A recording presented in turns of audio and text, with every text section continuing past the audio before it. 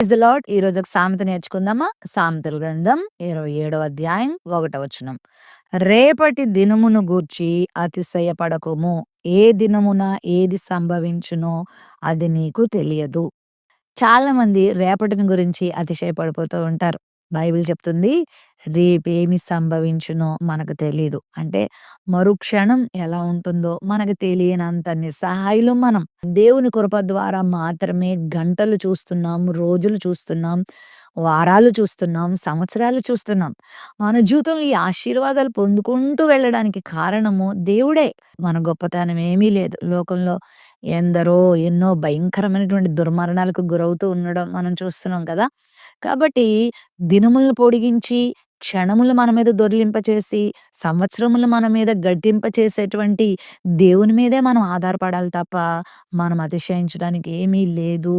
ఇటీవల నేను వింటున్నాను. ఒక కార్డియాలజిస్ట్ అంటే గుండెకు సంబంధించిన వ్యాధులను నయం చేసేటువంటి ఒక డాక్టర్ గారు. కార్డియాలజిస్ట్ అంటారు ఆయన్ని. ఎన్నో వందల ఆపరేషన్‌లు చేసి ఎంతోమందిని బ్రతికించాడంట.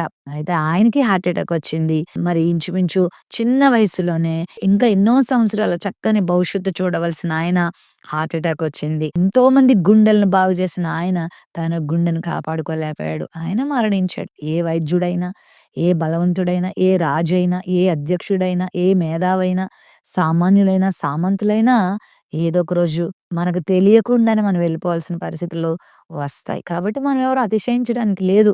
ప్రతిరోజు ఆనందించాలి, ఆస్వాదించాలి, దేవుని కొరకు జీవించాలి, ఆయన మహిమ తేవాలి తప్ప నేనింత, రేపటి దినం నేనిలా చేస్తాను, అలా చేస్తానని అతిశయించడానికి వీలు లేదు. బైబిల్‌లో కూడా ఒక ధనవంతుడు నా ప్రాణమా తినుము, త్రాగుము, సుఖించు, సంతోషించు అని ఎన్నో సంవత్సరాలకి సరిపడేటువంటిదంతా నీకు సంపాదించి పెట్టానని అతిశయపడ్డాడు.